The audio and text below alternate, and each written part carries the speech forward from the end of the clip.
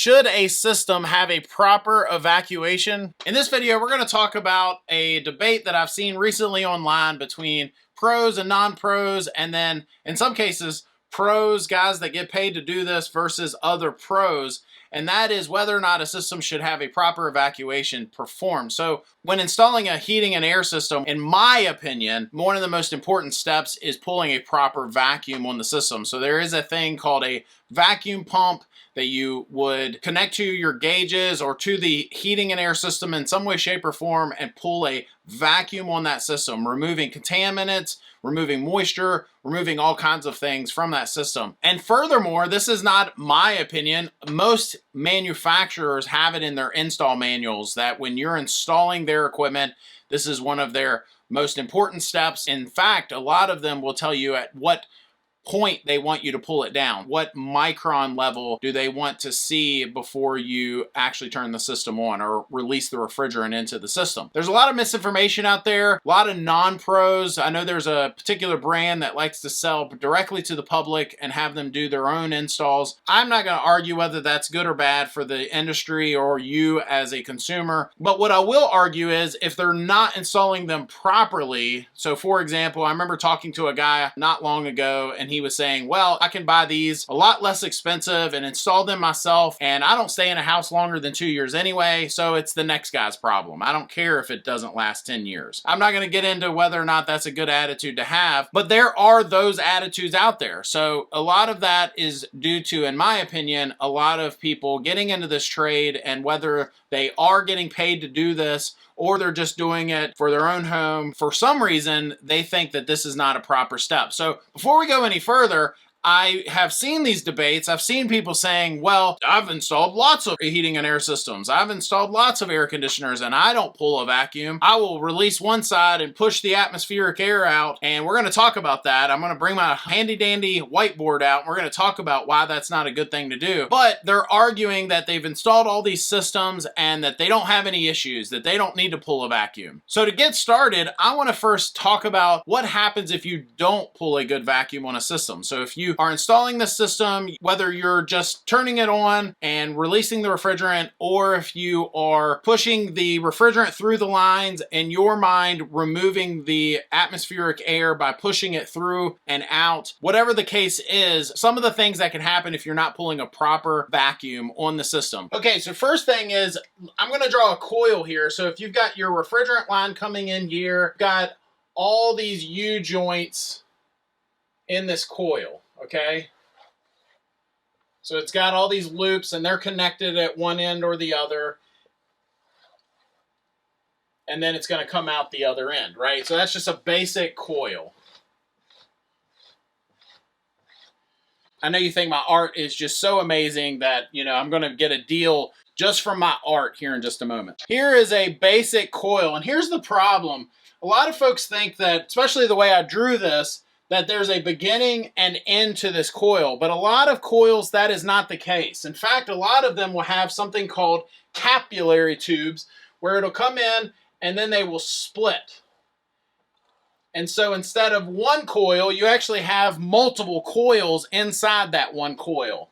The problem is when you're doing that method where you're pushing the refrigerant through and not pulling a good vacuum. So if you're opening one side, letting the refrigerant go through, and then it goes through the coil and comes back and you start hearing it, you know, okay, now I can close this down and then the system's good to go. I pushed all the air out and now I've just got pure refrigerant in there. The problem is because of the way coils are built, that refrigerant will be taking the path of least resistance. So let's say it gets here to these tubes and it goes through this coil and then it goes out and you get it back. It did not completely push all that atmospheric air out. So now you've got this air bubble in there, if you will, mixing with that refrigerant, all kinds of gases that are not supposed to be there when that system turns on. And so because of that, you can have things like corrosion happen because the moisture wasn't removed from that system. We've all seen metal, what it happens to it when it's being exposed to moisture on the outside of those line sets and coils. Well, just imagine what it looks like on the inside because you didn't remove all of that stuff. On top of that, we're not just talking about copper here. Copper is actually pretty good compared to a lot of other metals when you're talking about being exposed to moisture and some of these other things. But we're seeing other metals being used, such as aluminum. Aluminum does not oxidize very well. In fact, maybe the better way to say that is it oxidizes very well. That it oxidizes, that it has all this black and it'll start to oxidize, and all that stuff is now being pushed through your system. A lot of refrigerants act like a cleaning agent as they're coming through that line set, and they actually clean off that scaling or buildup. And where does that end up? Well, in a lot of cases, it will end up at the metering device or the compressor, causing compressors to fail and so on. So you've got this compressor there that's just basically this piston that's being driven in some cases. Some compressors, it's not quite like a piston. It's got this chamber that pushes it around. But anyway, just for our sake, we're just going to compare it to, say, like a piston in a car, right? So you've got this piston pushing it through, and all of a sudden you get this pocket of either air that's not refrigerant, or you get this trash that gets in there and it's sitting there pumping, and you see compressors start to fail and so on. It's no different than your car. Like, you're supposed to change the oil in your car every so many times. Well, you don't change the oil in your heating and air system. So that oil, as long as it lasts, that's how long it lasts, right? So if you are doing things to that system causing that oil or the system itself to be unclean, and it's causing that compressor to work harder, or in some cases fail immediately as soon as that trash gets in there. Now, aside from all of that, aside from failures and trash and atmospheric air and all this stuff, another thing is just simply inefficiency. So now you've got this system that's supposed to be this efficient, but it's actually only this efficient. I have heard that feedback from a lot of folks that don't know what they're doing, that they'll say, I don't need to do this, pull a vacuum or install the system properly. I don't need to flow nitrogen when I'm doing brazing. That's another one of my biggies. But what we'll hear back from a lot of customers is people that don't do that stuff is their system isn't quite running as efficient. It's not keeping up on a hot summer day.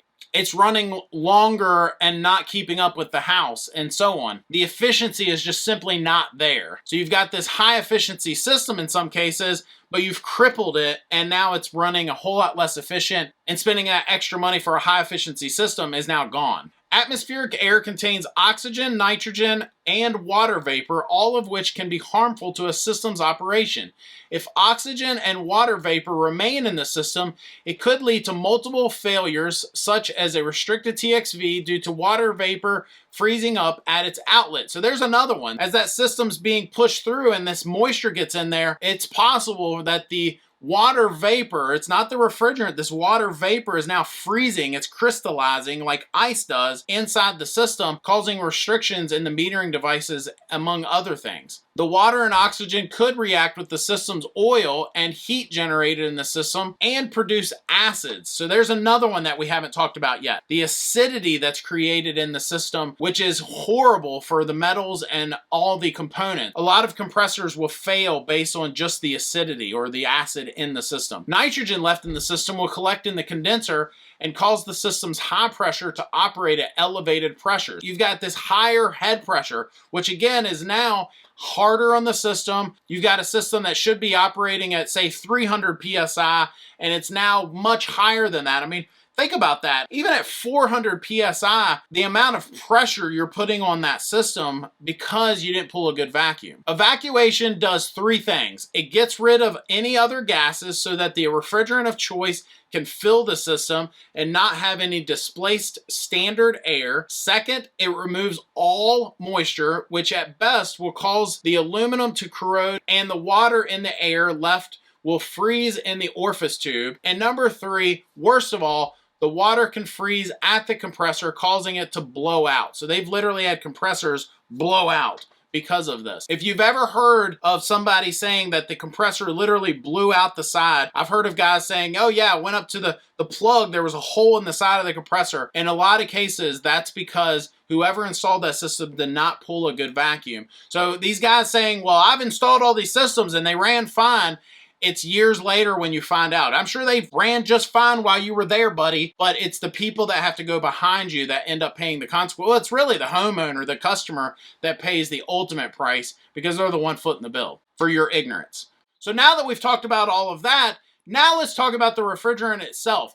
A lot of compressors, when they're pumping, if you ever see guys talk about when they connect their gauges, maybe you haven't seen, but if you watch enough YouTube videos, you'll see guys talk about their needles bouncing on their gauges. They're not getting a good reading. A lot of times that's because what they call noncondensibles, things that can't be compressed by the compressor, things that aren't the refrigerant, for example, noncondensibles are being pushed through that system, causing the gases, the refrigerant, to not level out, to not balance, if you will. So, I hope that helps. I know that was a lot of information. I wanted to do an overall argument to these people that say these things. It's like these guys saying, well, you know, I've installed all these systems and I've never had an issue. It's just, when I hear that, it's like someone saying to me, well, I've got a car that I never changed the oil in and it runs just fine. The point is, just because you're doing things that are not proper, you're not doing it right, and you've gotten by so far, doesn't mean that that's a good thing. It means you're the minority. It means that you're doing things that are wrong. You're not getting your oil changed like you should on your car, and eventually someone's going to have to pay the price. By then, you'll be long gone. You made your beer money for doing it for cheap, and you're long gone now. So, you know, I get these comments. People will be like, oh, you're just mad because they're taking money out of your pocket. It ain't my money. I don't live in your town or city. Most of my customers don't do this sort of stuff anyway. They don't cut corners, and that's why they choose us at Griffin Air. Most of our customers want things done the right way, so you're not taking money out of my pocket. You know, it's always comical when people say that. I'm trying to inform your customers that you are not doing things right. You're a hack or a jackleg, and you're not pulling vacuums when you're installing these heating and air systems. So I don't care how many you've done. If you're doing it wrong, you're doing it wrong. That's the bottom line. That said, thanks for watching. I really hope that helps, especially if you are a homeowner having someone install your heating and air system. You definitely want them to pull a good vacuum. Thanks for watching. Hit that subscribe button. We'll see you next time.